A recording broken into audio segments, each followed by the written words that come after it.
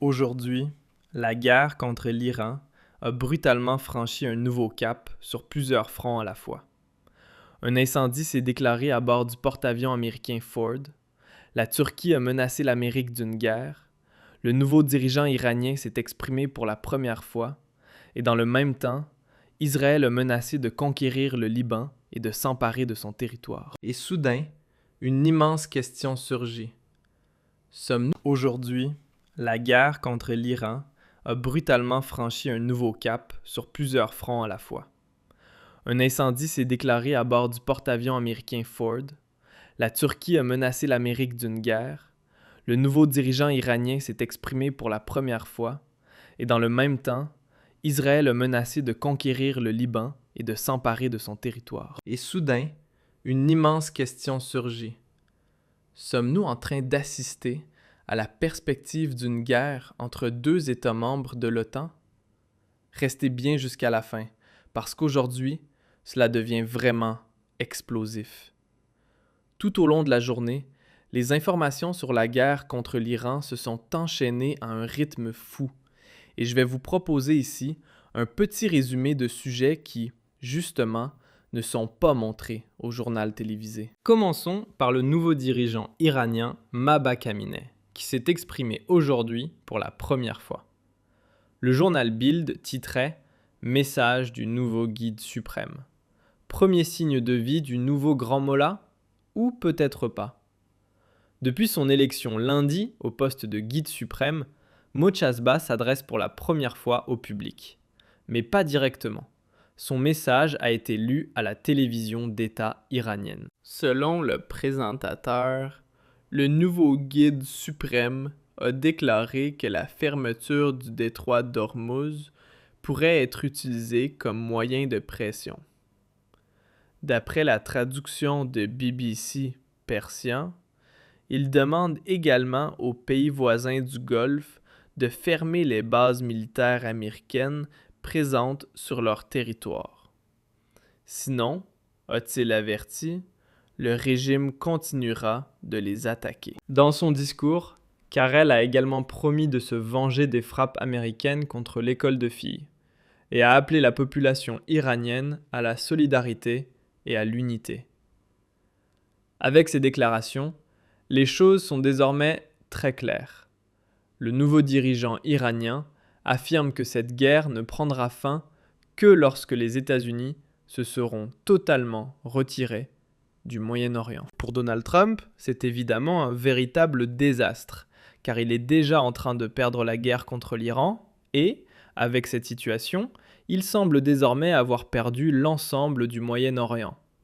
On peut seulement espérer qu'il reconnaisse enfin cette défaite et qu'il ne lance pas une offensive terrestre, ni ne recourt à une bombe sale, car cela ne changerait rien à l'issue du conflit, mais cela détruirait définitivement la réputation des États-Unis. Et comme si cela ne suffisait pas, Donald Trump ne doit pas seulement gérer le problème avec l'Iran, il fait désormais aussi face à une nouvelle tension avec la Turquie.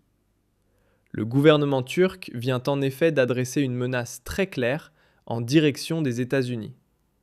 La Turquie met en garde contre toute tentative de déclencher une guerre civile en Iran. Jeudi, le ministre des Affaires étrangères, Hakan Fidan, a déclaré qu'Ankara ne tolérerait aucune tentative visant à provoquer un conflit interne en Iran au milieu de la guerre actuelle.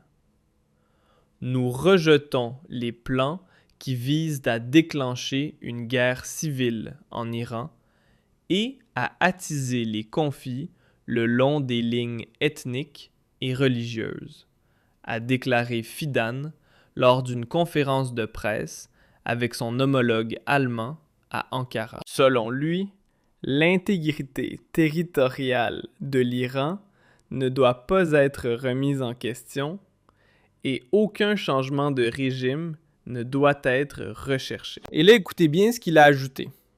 Nous mettons en garde très clairement. Personne ne devrait poursuivre un tel fantasme. Nous ne le permettrons pas, a déclaré Fidan. Franchement, c'est une déclaration extrêmement forte, C'est une menace très claire adressée aux États-Unis et un véritable camouflet pour Donald Trump, car le président américain avait justement présenté le changement de régime en Iran comme l'un des objectifs centraux de cette guerre. Et maintenant, la Turquie affirme qu'elle ne le tolérera en aucun cas. Pour moi, cela ressemble clairement à une menace d'intervention militaire de la part d'Ankara si Washington continue les bombardements et tente d'imposer ce changement de régime. Bien sûr, la Turquie ne va pas immédiatement envoyer son aviation attaquer des navires américains, mais elle pourrait d'abord soutenir la défense de l'Iran en interceptant les missiles américains et israéliens. Et si cela ne suffit pas et que l'escalade se poursuit, elle pourrait même commencer à intercepter les avions de combat. Le tout, bien sûr, sous le prétexte de défendre un pays attaqué dans ce qu'elle qualifierait de guerre illégale menée par les États-Unis et Israël. Mais attendez, parce que la situation devient encore plus grave. La guerre ne se limiterait plus seulement à l'Iran, elle pourrait aussi se déplacer directement aux portes d'Israël. Car aujourd'hui, Israël a sérieusement menacé d'envahir le Liban. Oui, vous avez bien entendu. Al Jazeera rapportait il y a quelques instants que le ministre israélien de la Défense a menacé de s'emparer de territoires libanais. Selon lui, un ultimatum a été adressé au gouvernement libanais. Soit Beyrouth met fin aux attaques du Hezbollah contre le nord d'Israël, soit l'armée israélienne entrera sur le territoire libanais pour agir elle-même. J'ai averti le président libanais. Si le gouvernement libanais n'est pas capable de reprendre le contrôle de la situation, nous prendrons nous-mêmes le territoire et nous agirons, a-t-il déclaré. Franchement, c'est hallucinant. L'année dernière, déjà, Israël a annexé illégalement des territoires syriens. Et maintenant, le pays mène une guerre d'attaque contre l'Iran tout en menaçant d'annexer aussi des territoires libanais. C'est complètement fou. Et pendant ce temps, que fait notre gouvernement?